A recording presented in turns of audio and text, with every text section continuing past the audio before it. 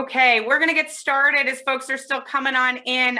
Welcome to Rutgers Business School Center for Women in Business as we talk about Know Your Worth. My name is Lisa Kaplowitz. I am the co-founder and executive director here at the Center for Women in Business and a finance professor as well. I am thrilled to have with me Ayana Parsons, senior partner, executive search and leadership advisory practices at Korn, Ferry. She runs the CEO consumer markets and diversity inclusion practices and has 20 years of executive talent and leadership expertise as both a practitioner and a consultant.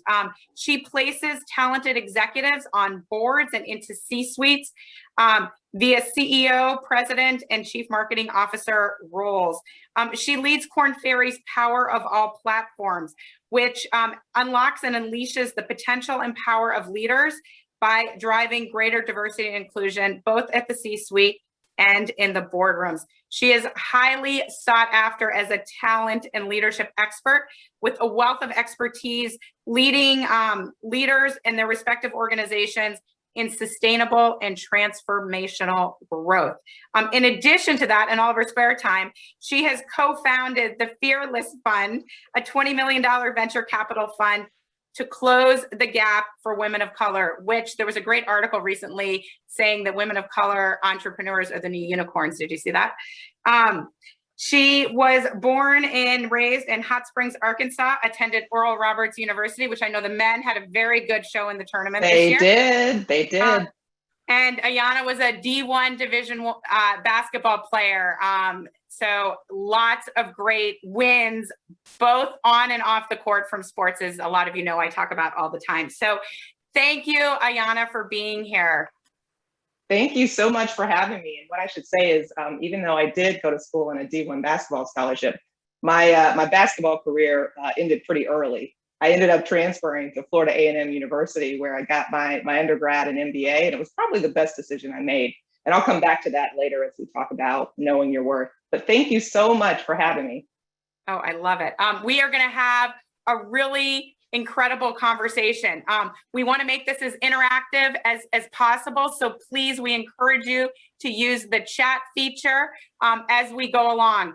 Ayana, before we get started, as we're doing this, because I think it's so critical to what you do right now, it really defines your current position. Tell us a little bit about your journey that I can't read online, and about what executive recruiting. I will, and I will tell you, I accidentally fell into executive recruiting. And what's so funny about this is I'm probably more equipped to talk about knowing your worth because I've had so many jobs versus all of the salary packages and negotiations that I've helped with my executive placements. But the first 15 years of my career, I spent working within industry. I worked for Pfizer in pharmaceutical sales, then moved into marketing. I worked for a number of consumer goods companies like Procter & Gamble, Kimberly-Clark, Phillips. I even worked for a few retailers even earlier in my career. And so all of those moves and experiences, working across different positions, they gave me a lot of, ammunition, if you will, to sort of know my worth as I was negotiating compensation and packages. And I came off of what I would call the more traditional career track when I was recruited out of industry back in, I think it was 2012 or 2013, by the World Economic Forum, where I was recruited to be the global head of retail and consumer goods for the WEF. And that was my foray into professional services. And so for the last 8 or 9 years, I've been working with clients all over the world. I've been advising CEOs, board chairs, leadership teams on a number of issues. And today I really focus my time on everything related to people, talent, and leadership. And I would tell you that careers are at the core of that. The other point that I'll just make just about Korn Ferry is that we're one of the world's leading organizational consulting firms. We're also the world's largest executive search firm. And so I see a lot of opportunities that I'm working on with my clients, but it's not just enough to place an executive in a role. We've got a lot of advisory services and support to help make sure that they're successful, their teams, and the broader organization. And we'll talk about some of that. I love it. No, it's great. And you have so much insight based on your own experiences and your experiences helping so many others. One of the things that I wanted to do before my technology failed was do a word cloud. How do you define compensation? So we're going to pivot, right? Because that's what we women do. We're very good at adjusting on the fly. So in the chat, I'd love for you to write, how do you define compensation? When I say compensation, what does that mean to you? And we're going to talk through a lot of this stuff. So put in the chat, pay and benefits, appreciation, financials, pay, money, work-life balance, flexibility. Wow, this is a lot. Living acknowledgement, right? The word cloud would have been awesome. It's too bad it didn't work. Full package. So we're seeing a lot of things, a lot of consistencies, right? Some are financial and some are hard to quantify. So, as you're looking through this, Ayana, what is missing when you think of compensation as you're advising others? What does that look like? Yeah, so let me just also say that we've got one of the leading rewards and benefits practices of any consulting firm. And so we talk a lot about compensation holistically, and again, really focus on rewards and benefits. Most people, when they're talking about pay, are thinking about what they're taking home and what their base salary is. But there's so much more. You've got annual bonuses that can be incorporated into your total package. There's long-term incentive plans that can be incorporated into a package. I'm seeing a little bit of this in terms of, I see work-life balance, yep. Flexible work arrangements, which are here to stay. Thank you, COVID, for that. I think that is a key piece of it. Vacation, if you think about it, educational reimbursement and opportunities, that's all part of different rewards and benefits. And there's so many more. I mean, I could talk about, I could talk about allowances for cars. I mean, for some sales jobs, that's a big piece of a package.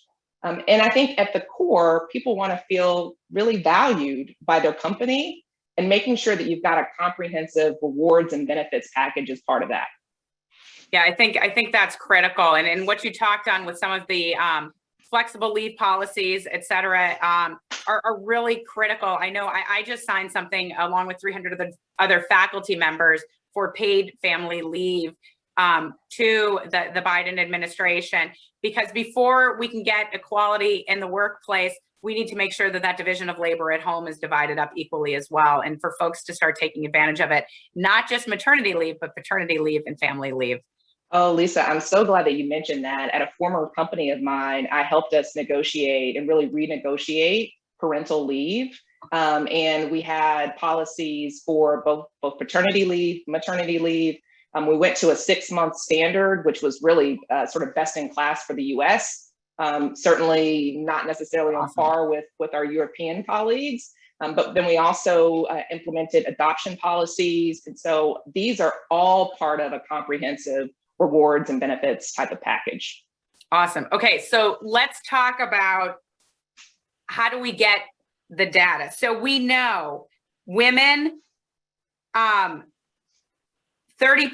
ask 30% less money than men do. 60% of women report that they've never negotiated a salary with their employer. And 72% said they'd rather leave their job to get a salary bump elsewhere than negotiate at their current job, because they're so scared to negotiate. So before we get the confidence to negotiate, we have to arm ourselves, right, with data. What are some of the resources externally that we could use to find out if we're getting, fair market? Yeah, I think it's a great question. So there are 3 websites that I would point all of you to. If you're not already familiar with them, you're going to become fast experts. So one is Glassdoor. Glassdoor is a wealth of knowledge. It has a lot of insight from current employees of maybe your current company or a company that maybe you're considering. It'll tell you about different salary ranges for different positions. You can look at some geographic nuances for a different company. It gives you insight into the culture, I mean, they rate sort of leadership team or leaders, just a wealth of knowledge. So that's one. The other two are salary.com and PayScale. And both salary.com and PayScale give you some similar ways to look at different geographies, different job roles and titles, as well as companies. And they also have some nice salary negotiation guides that it's nice to just sort of familiarize yourself with. So those are three easy ones. What I would also tell you is, in addition to that, there are other resources in the form of books that you can read. There was a book that came out, Fearless Salary Negotiations. I think the author is Josh Doody, and that's Doody, who's given some great insight into some tips and tricks. And then another one is called 3D Negotiations. And that one is, I think it's David Lax, and he's got a co-author, but plenty of resources out there for you to do your homework. And then what I'll also tell you, and this is something that's worked very well for me, is having conversations around career pathing and career opportunities with existing colleagues. Or if you're looking at taking a job with a different company, making sure that you're reaching out ahead of time and talking to people that are in those companies and saying, hey, I'm just trying to understand if this is my entry point into this company, what does it look like in terms of compensation and growth opportunities at different levels? That has served me very well to just get some behind the scenes insight into the realities of different roles, different positions, and different levels. Because a lot of larger companies have salary bands and ranges for every level of the company. Yeah, that's great. Somebody asked just quickly, what was the name of the first book again? Oh, the first book was Fearless Salary Negotiations. Great. And that was Josh Doody. And then the second one was 3D Negotiations. Great. And they're asking me to list the websites again. It's payscale.com, glassdoor.com, and salary.com. Awesome. Thank you. Great. Now, another resource, which is part of what you do, is recruiting. So how a lot of folks aren't really familiar with how recruiters work, which are very different than coaches. And what I always guide people is, as somebody looking for employment, you never pay the recruiters. The company pays the recruiters. So can you talk a little bit about the relationship with folks trying to get jobs and how recruiters work? Yeah, so Korn Ferry is a retained search firm. That means, to your point, Lisa, companies hire us to help them find top talent across the wide range of functions, across every industry sector imaginable, and across every geography imaginable. And so what that means is we're always thinking about talent. And so when I think about the different stages of one's career, there are so many ways to work with recruiters. Now, I'm talking about recruitment from the view of an executive search firm, but a lot of companies have internal recruiters that are always scouting for talent to try to be as proactive as they can about opportunities. So whether or not we're talking about search firms or you're talking about recruiters at a company, it pays, no pun intended, to have relationships. And it's never too early to start having relationships with recruiters, because what you don't want to do is be scrambling to get information or to be considered for opportunities when it's too late. And I'd say that it's never too late, whether you're a student who's graduating from college and thinking about your first job, or whether you are early career, mid-career, or an executive. And then so we're getting a lot of questions like, how do we find out the salary range? Do we talk to HR about the salary range? What if I have 3 different jobs, and how do I benchmark that against each other? My title might be different from other titles. How do I start thinking about all of that? Where do I start the conversation? Who do I start it with at my company? Yeah, so here's the thing. It always pays to have, again, no pun intended, friends that are HR professionals, whether or not they're in your company or not. HR can just be a wealth of knowledge. So let me just say that first and foremost. But what I will tell you, when it comes to negotiating pay raises or packages, you always want to think about your hiring manager.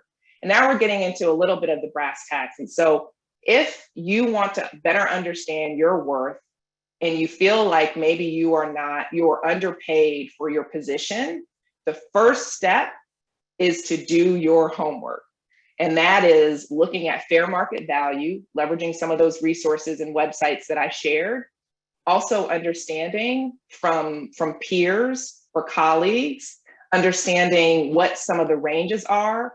Some companies are very open about their salary ranges for different positions. Others, it's quite elusive. But the more you can do to do your homework, the better. So that's the first step. Second is really take the view of a value mindset. What do I mean by value mindset?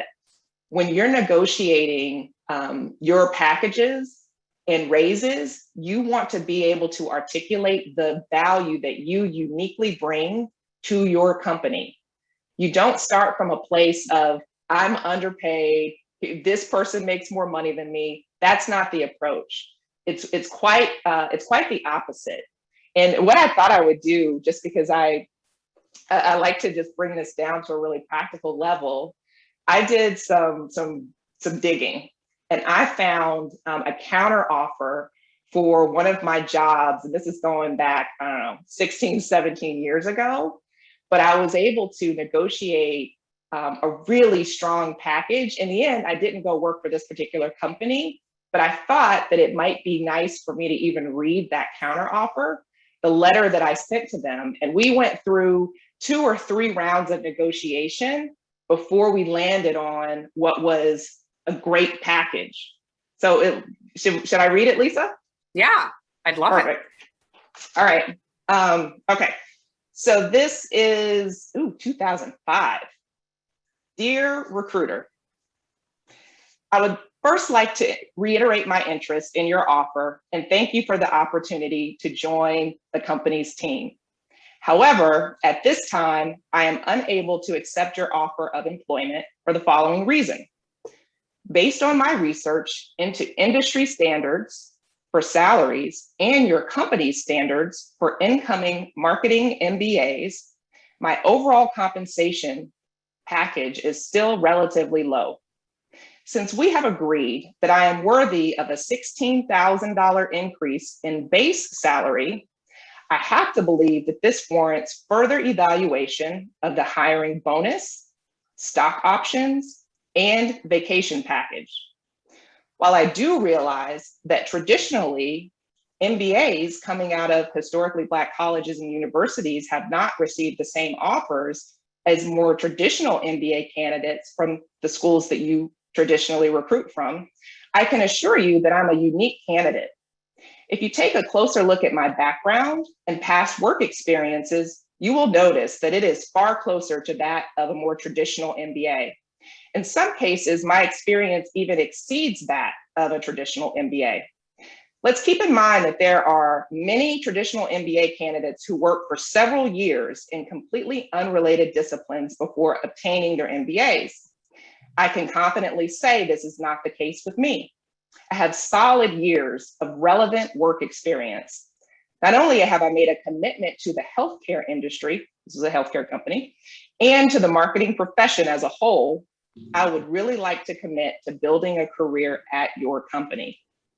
As you know, I purposely began my career in sales because I knew that this was the foundation I needed to develop my interpersonal communication skills and truly understand the business. From there, I worked on a product management team where I was given a great deal of responsibility. I worked on projects that affected the team's bottom line. I managed a $70 million budget, and I discovered how to market our product to untapped yet profitable customer bases, just to name a few. While most people would be satisfied with achieving these feats, such as these at the world's #1 pharmaceutical company, again, alluding to my prior experience, I sought out even more opportunities. I landed yet another marketing position that allowed me to hone my project management skills. This is the type of individual that I am. one who had the business savvy to create her own rotational program, to seek out opportunities to develop critical skill sets, and to be compensated accordingly. If you believe, like I believe, that I have the qualifications that will more than satisfy your needs, I am asking you to please consider the following revisions to your compensation package. And there I outline hiring bonus, specifically what I'm asking for, stock options, specifically what I'm asking for, and vacation, because those were the levers that I wanted to pull. And then I just reiterated, how excited I was about potentially joining the company, and bam. So let me just clarify, because I saw something in the chat box. It was sad that I had to indicate why I was not it wasn't a typical HBCU graduate. It was what they considered to be a typical MBA candidate, because I had fewer years of experience. Was sad, but what I ended up doing is I increased my the base salary by $16,000. I increased the hiring bonus that they offered by $15,000, increased the stock options by $30,000, and got 3 weeks of vacation. But it's because I focused on value. So if you heard in there, I talked about specific skills that I had that were unique, specific experiences that I had that were unique.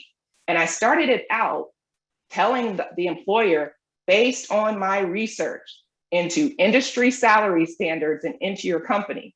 And I'm going to take a step back here too, to give you a little bit more insight around the research. Of course, I use some of these websites that I alluded to. I don't think Glassdoor was there back then, but I think it was salary.com and PayScale. But what I also did was a lot of my own diligence during the recruitment process. I actually talked to MBAs who were new to the company, and I asked them, I did some, just some digging. Hey, talk to me about what a typical compensation package looks like. Tell me more about the culture of the company. Tell me how you enjoy working there. And guess what? People gave me insight. And so it was pretty, again, I don't want to make this seem like it's simple, because it's not. I had to really lay this out on paper in a very compelling way. But guess what I did? I talked to people that I knew outside of outside of this company, that were in HR, and asked them, please review this counter offer, give me feedback, help me make this better. And ultimately, I was able to not only know my worth, but get my worth. I think that is so impactful for so many reasons. One, the confidence to actually go out and know what you are worth and your value that you can add to the company. But in that whole process, you're also telling the company that you're going to do your research and you're going to work hard and you're going to know your facts. So when you're going to go do a project or present something to the CEO or the manager or the client, you're going to have all your ducks in a row. And so that exercise in and of itself proved how valuable you would be to the ultimate organization. And then getting the facts. So tons of comments here. I've been writing them down. Well, and then Lisa, listen, when you do this and you do this well, then you got to live up to it. So correct. Once you're getting paid your worth, you got to come in the door and you got to exceed expectations. So that's the fine balance of this. Yeah. And that's, you got to be held accountable for what you're saying. And so that's one of my core values. I love that. There are a lot of questions on here of compensation and taboo at companies. I want to table that and put a pin in it until a little bit further down the line, because I still think we're talking about ourselves. So, some of the questions are, how do you build this network? How did you find these people that you asked? How did you ask other MBAs? And I know just from my personal experience is I've cultivated a network over time, and I have friends at every single career stage. The joke is they all come into my class and speak as guest experts now at this point, but they come in. So I have this pool of friends that started out with my girlfriends from college, frankly, that I can call on and we can have that honest, transparent relationship. And so that's how it worked for me. And they don't necessarily work at my company right now, but how have you developed this pool of people? Yeah, well, and again, I know that I'm a little bit unique in that I've worked at a lot of different companies.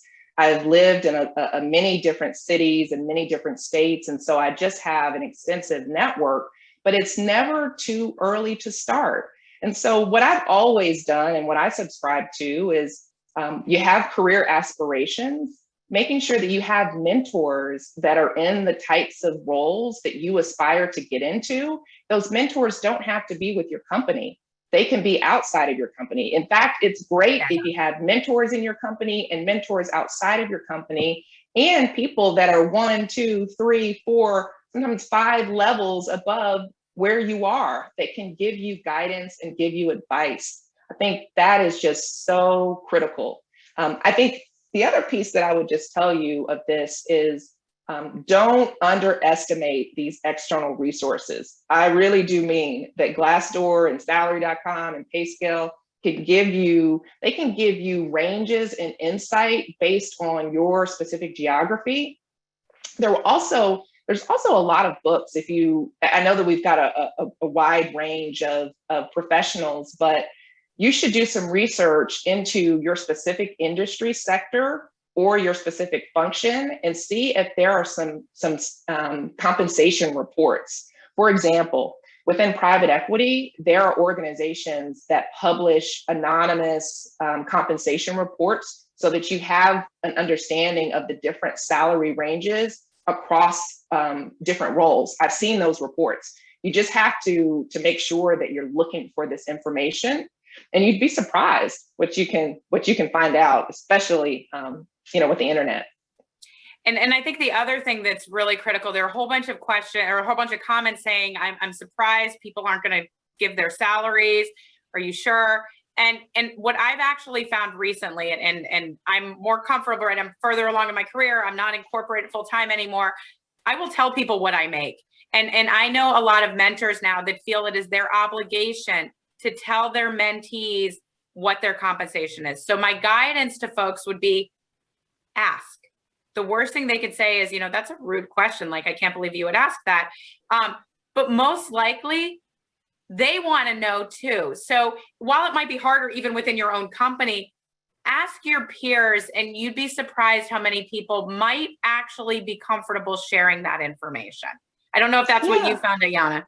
Well, I have. And Lisa, let me just say, again, this isn't going up to random people and saying, hey, how much do you make, right? What we're talking about is you've got to have conversations about your career holistically. I really want to build, a career with this company. I want to understand what growth opportunities and potential could look like. You're someone that I've gotten to know, that I really trust and respect. Could you help me understand what that might look like in terms of salary ranges at different levels?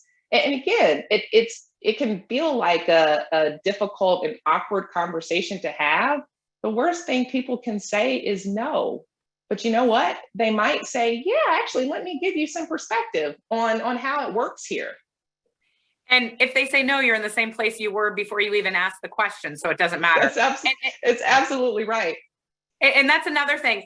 Maybe you say, hey, do you have an idea what the range is? Don't just ask for a point number. People are probably more comfortable giving an actual range because then they don't have to say their number, or they're probably going to put their number in the middle of the range, but it's not as as scary to say that for somebody else. A bunch of other questions. Point, just real quick, Lisa, that I just wanted to make.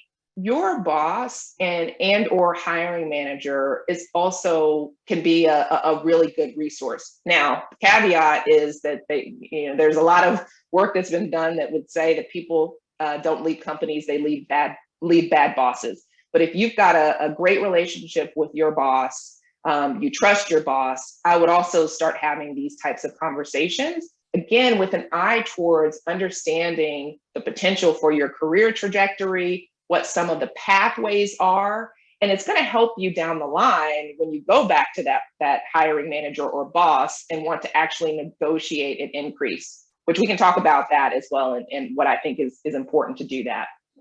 Yeah, definitely.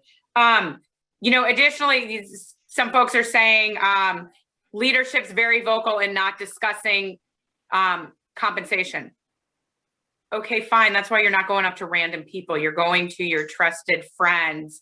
And even within the same company, it's harder to do in this remote environment because that's part of the problem of not being in an office is that you aren't forming those, closer relationships with folks. And so it feels, like people aren't as tight. But the reality is you need to have that data. Ask your manager, right? How do you go to start with your manager, right? Let's go back to here. How do you talk to your manager?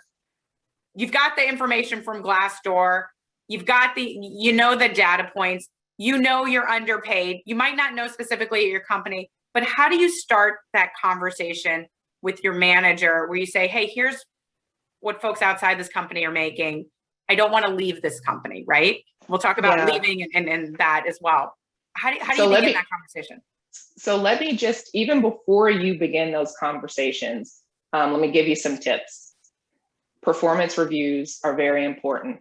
So my assumption going in and your expectation should be that you're a top performer, that you are doing the work and doing the work well, because performance is table stakes.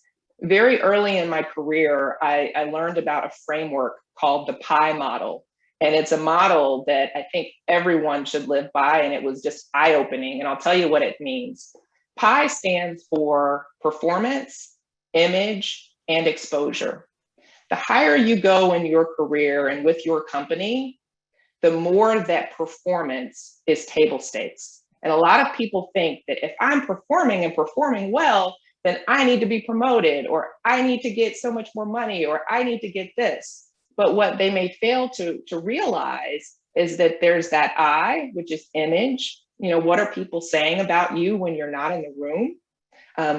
There's the E, which is exposure, and there's good exposure, there's bad exposure. And when we talk about exposure, it's what are you getting exposed for? Is it because you're taking on special projects? Is it because you're taking on expanded responsibilities even before you have the promotion title or the money that comes with it? And are you getting exposure to key decision makers and people that can help change the trajectory of your career? So all of that is important before you have these conversations about increasing your compensation. The other piece is we talk about mentors, and then there are sponsors. Mentors are people that will give you career advice. They may be a few levels ahead of where you are and where you aspire to be. But they'll give you some coaching, some advice here and there. Sponsors are people that take a vested interest in you, who see your potential and are going to advocate on your behalf and help create opportunities for you. Sometimes you may not even know that people are sponsoring you, and they are, but sometimes sponsors will be very explicit and say, Lisa, you're doing a great job. We need to figure out how we can get you promoted to director. You're a manager today. You've got so much potential. That type of advocacy is really important. Now, if all of those things are happening in the background, making sure that you have, I jokingly say, have the receipts around your performance. So make sure you keep your performance reviews where you've gotten ratings, good ratings that have proven that you're a strong performer. Make sure if people are giving you positive feedback and sending you emails or notes or cards and telling you how great you're doing, learn this phrase. Every time somebody tells me good job, tell my boss. Every time they do, I love that. Tell my boss. It's not enough for them to tell you. Other people have to know how great you are. And then there's also the work that you do to make sure that you're not just heads down doing the work, but you are an advocate for yourself. And sometimes this can get really uncomfortable, this notion of self-promotion.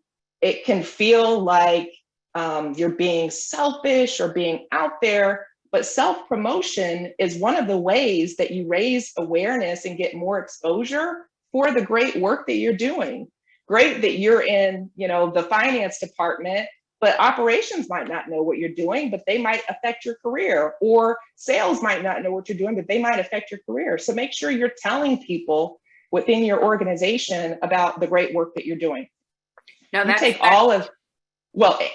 you're going to take all of that into conversations that you're having around growth and more compensation with your hiring manager. Because remember, this is about a value mindset. What value are you bringing to the organization? Absolutely. This is so great. We have so many questions. I don't even think we're going to be able to get through all of this. Somebody asked, how do we equate this to government positions? So that one's going to be really hard, really challenging, because government has strict bans, and it doesn't make as much of a parallel. So I apologize for that. I know that's a little bit more challenging. Somebody else asked, how do you get a sponsor? You can't go and just say, hey, will you sponsor me and promote me and talk about me amazingly, right?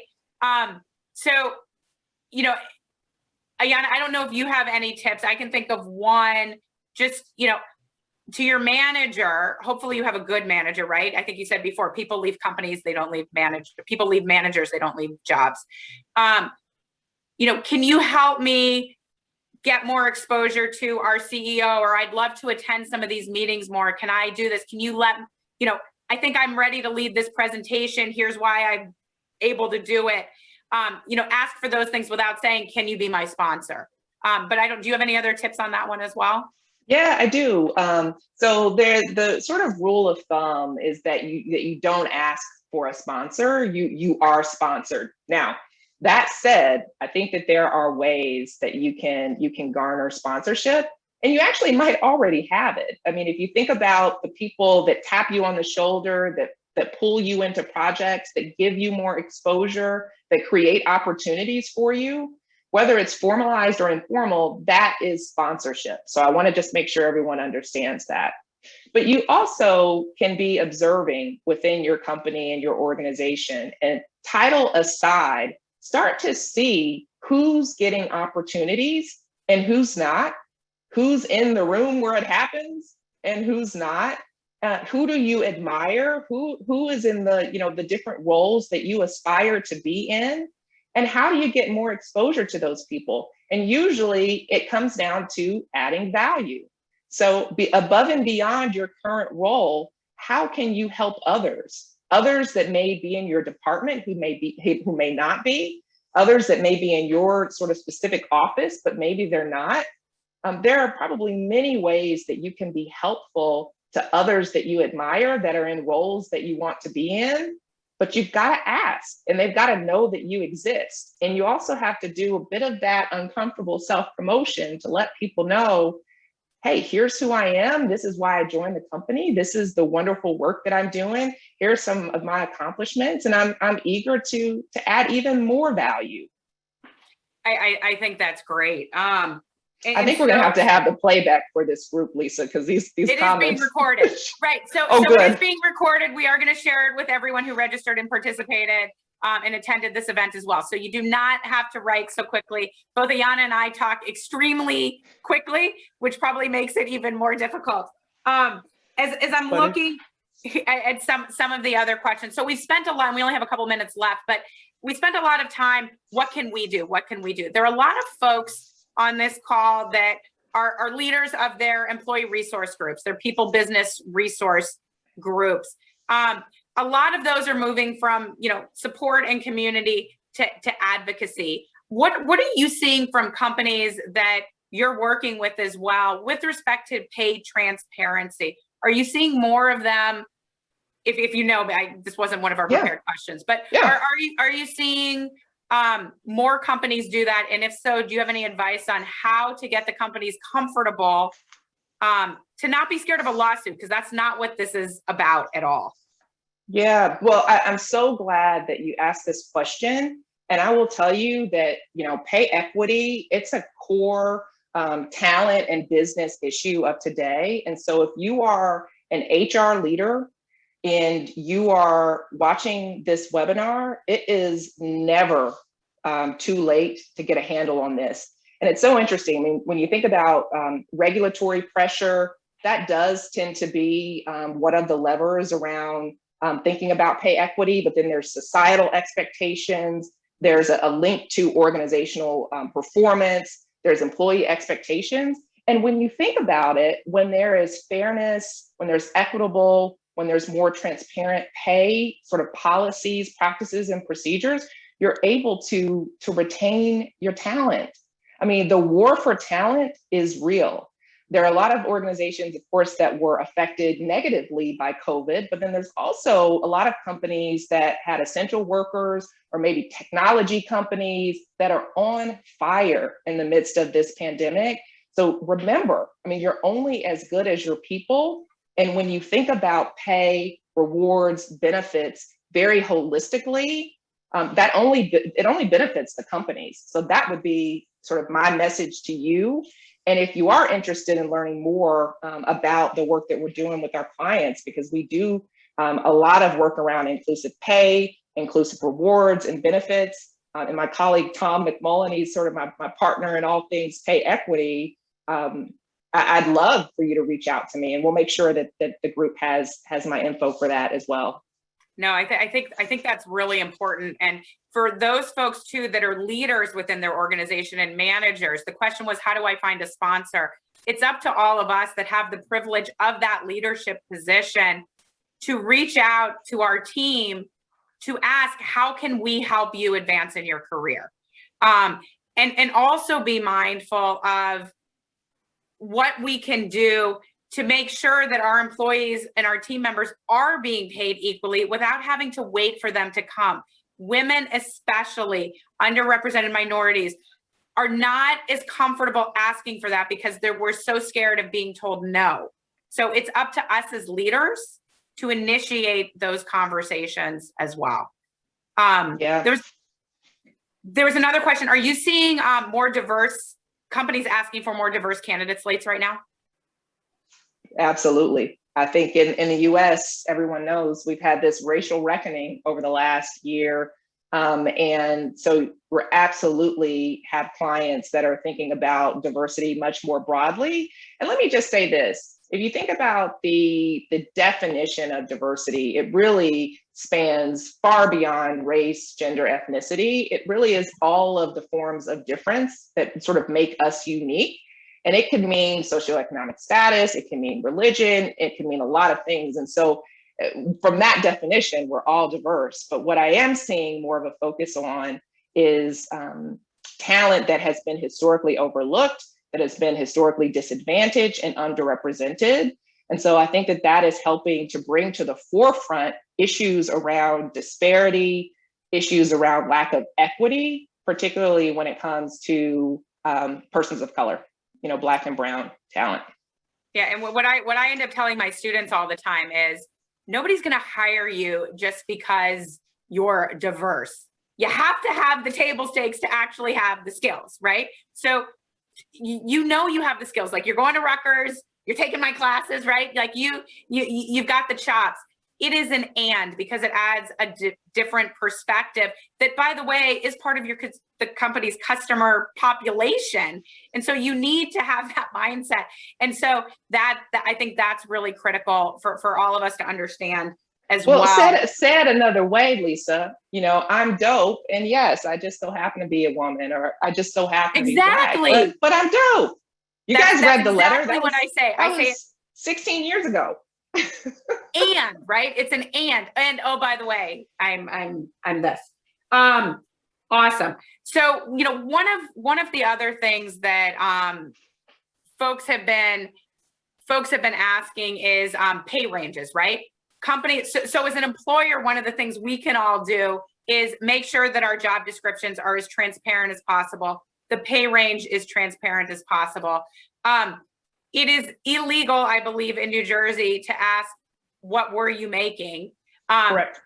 They can ask, what are you looking to make? And Yep. That's when you have all your data that's, you're armed with. But one of the things, and by no means am I advocating leave your job, okay? However,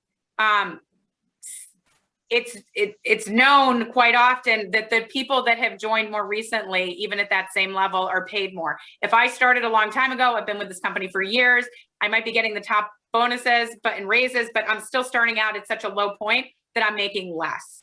How do I handle all of that and still look loyal? Like, if I go find an offer and then get them to match it, are they going to even think that I'm valuable anymore or not match it? How do I know that's a lot packed in there, but what's your advice?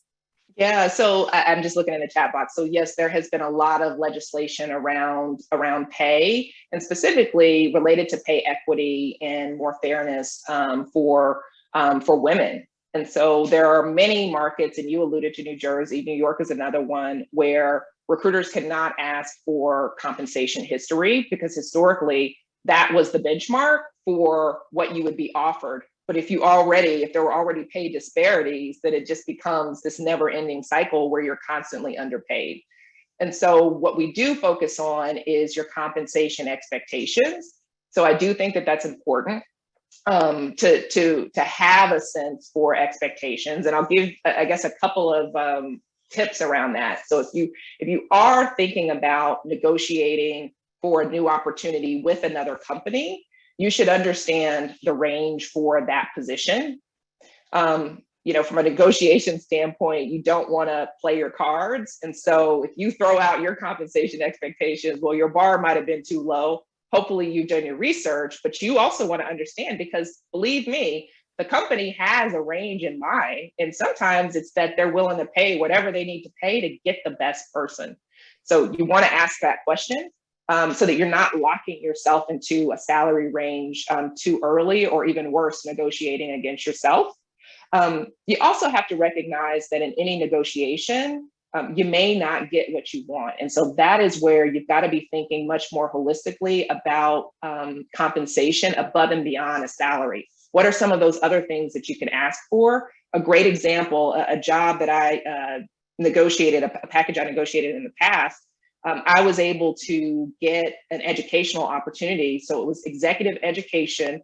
I negotiated that into my package. That was easily worth anywhere from $25,000 to $40,000 to be able to do that program. And I was able to do that in lieu of getting an additional bump on the salary on the way in. So those are, I guess, some tips. To your other point around hiring from the outside versus sort of promotion from within, it is true that typically if you leave your company, you can get even more of a bump in compensation, but it does not have to be that way. And so this is where knowing your worth and knowing your market value and just your value to the company comes into play. If you're a top performer at your company, and you should know if you are you in high potential development programs? Are you knocking it out of the park on your performance reviews? Are you getting lots and lots of exposure? If you're getting all of those things, you are valuable to your company. So before you think about leaving, you want to understand, you want to have the conversation about what you're worth. And sometimes there is a time and a place for understanding some of that market value by looking at external opportunities. And I've seen it with some of my candidates in the past where I've tried to recruit them to one of my client companies, and they've received a counter, from their current company, and I couldn't land them with my client. So it happens where companies will retain their top employees even if they've looked externally, because they don't want to lose them. Right. But it's much more expensive for a company to onboard and hire a new employee than it is for them to retain somebody. Even just the institutional knowledge that you have from working there for a while is so valuable to a company. And a lot of companies realize that, but it's so sad how many don't actually value that as well, and they don't realize it till it's too late. That's why doing the pay equity work is so critical. So before you lose, great talent. Exactly. And getting that counter offer can also backfire in you, because it shows that maybe you're not as loyal as they thought you were. Okay. Because we're flexible and we rotate on a dime, I created another poll from a different device that should work because it's just out of the Zoom. And before we close up, I just want folks to see, as a result of this, we had about 55 minutes. Do you feel more empowered to take control of your career after hearing Ayana's fabulous, amazing, detailed, poignant tips? So as folks are voting right now, Ayana, do you have, lots of folks are calling for you to do a part two, but do you have any parting words of wisdom to share as we wrap this up to inspire the rest of us to make sure that we do know what our worth is and how to ask for it?